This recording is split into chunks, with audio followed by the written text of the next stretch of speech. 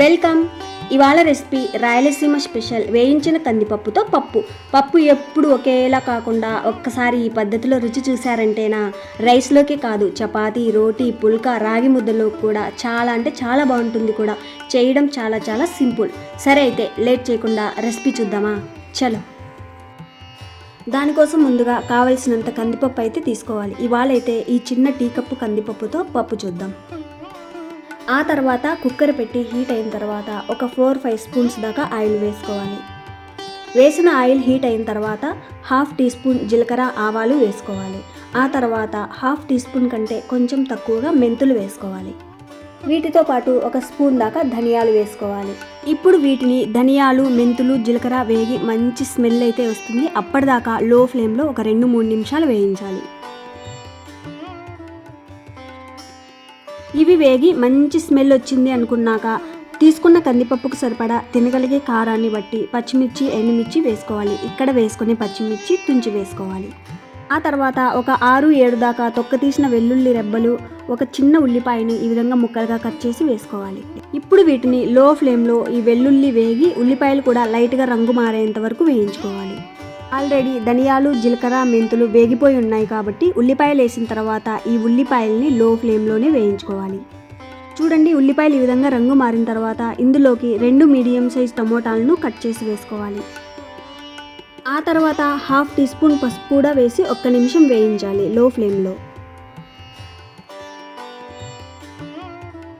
ఆ తర్వాత కొంచెం చింతపండును శుభ్రంగా కడిగి వేసుకోవాలి.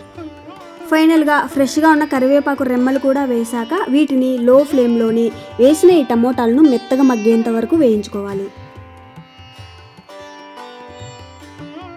చూడండి, టమోటాలు ఈ విధంగా బాగా మెత్తగా మగ్గిన తర్వాత ఇందాక రెడీగా పెట్టుకున్న కందిపప్పు వేసుకోవాలి. ఈ కందిపప్పును ఈ విధంగా ఫైనల్లో అయినా వేసి వేయించుకోవచ్చు, లేదా ఇందాక ధనియాలు, జీలకర్ర, మెంతులు వేయించుకున్నప్పుడు కూడా ఈ కందిపప్పు వేసి వేయించుకోవచ్చు. ఆ తర్వాత వేసిన ఈ కందిపప్పును మీడియం ఫ్లేమ్లో దోరగా వేయించుకోవాలి. ఇక్కడ ఈ కందిపప్పు వేగిన తర్వాత స్మెల్ అయితే మనకు అంతగా తెలియదు. ధనియాలు, జీలకర్ర, మెంతులతో పాటు వేయించుకుంటే మాత్రం ఈ కందిపప్పు వేగిన స్మెల్ అయితే బాగా తెలుస్తుంది. వేగిన స్మెల్ రాకపోయినా ఇక్కడ కందిపప్పు వేగిందా లేదా అన్నది పప్పును చూడగానే మనకు అర్థమవుతుంది.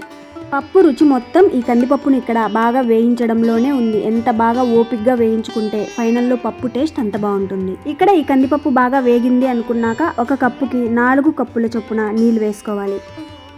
నేను తీసుకున్న 1 కప్పు పప్పుకి 4 కప్పులు నీళ్లు వేస్తే మాత్రం పప్పు మరీ పల్చగాను ఉండదు, అలాగని మరీ గట్టిగాను లేకుండా మీడియంగా ఉంటుంది. ఫైనల్గా పప్పు పల్చగా ఉండాలన్నా లేదా గట్టిగా ఉండాలన్నా ఇక్కడ వేసుకునే నీళ్ళని బట్టి ఉంటుంది. పప్పు ఎలా కావాలో దాన్ని బట్టి ఇక్కడ నీళ్లు వేసుకోవాల్సి ఉంటుంది.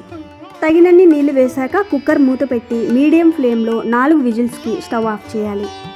విజిల్ పెట్టాక గుర్తుంచుకోవాలి, ఇక్కడ మీడియం ఫ్లేమ్లో 4 విజిల్స్ అంటే 4 విజిల్స్కే స్టవ్ ఆఫ్ చేయాలి. విజిల్స్ రాగానే వెంటనే ఓపెన్ చేయకుండా ఒక 10 నిమిషాల తర్వాత ఓపెన్ చేసి చూద్దాం.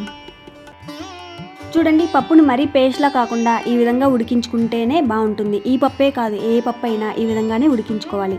పప్పు గుత్తితో మెదపగానే మెదిగేలా ఉడికించుకుంటే సరిపోతుంది. ఆ తర్వాత ఇందులోకి రుచికి సరిపడా సాల్ట్ కానీ రాళ్ళ ఉప్పు కానీ వేసుకోవాలి.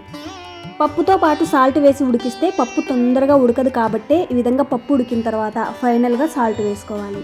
ఈ పప్పే కాదు, ఏ పప్పు అయినా సరే దేనికోసం పప్పు ఉడికించినా ఈ విధంగా బాగా ఉడికిన తర్వాత మాత్రమే సాల్ట్ వేసుకోవాలి. ఇక్కడ పప్పు మరీ పేస్ట్లా కాకుండా అక్కడక్కడ పప్పు కనిపించేలా, వెజిటబుల్స్ కనిపించేలా మెదుపుకోవాలి. ఈ విధంగా బాగా మెదుపుకున్నాక ఈ స్టేజ్లో ఉప్పు, కారం ఏమైనా తక్కువ ఉంటే వేసుకోవచ్చు. తక్కువ ఉంటే వేసుకోవచ్చు. ఒకవేళ కారం తక్కువ ఉందనిపిస్తే కావలసినంత మిర్చి పౌడర్ వేసి స్టవ్ మీద ఉంచి ఒక 2 నిమిషాలు ఉడికించుకోవచ్చు. ఒకవేళ ఈ పప్పు గట్టిగా ఉందనిపిస్తే కొంచెం అంటే కొంచెం నీళ్లు వేసుకొని స్టవ్ మీద ఒక 2 నిమిషాల దాకా ఉడికించుకోవచ్చు. చూడండి, పప్పు చూడ్డానికి ఈ విధంగా ఉండాలి. ఉప్పు, కారం అంతా ఓకే అనుకున్నాక ఫ్రెష్గా ఉన్న కొత్తిమీరను ఈ విధంగా తుంచి వేసుకోవాలి. కొత్తిమీర వేసి ఒకసారి బాగా కలిపి ఈ పప్పుకి పోపు అవసరం లేదు, ఇలాగే సర్వ్ చేసుకోవచ్చు. చాలా బాగుంటుంది. ట్రై చేసి చూడండి, మీకే తెలుస్తుంది ఎంత బాగుంటుందో. సరే అయితే మరెన్నో సింపుల్ అండ్ టేస్టీ రెసిపీస్తో మళ్ళీ కలుద్దాం. Thank you for watching.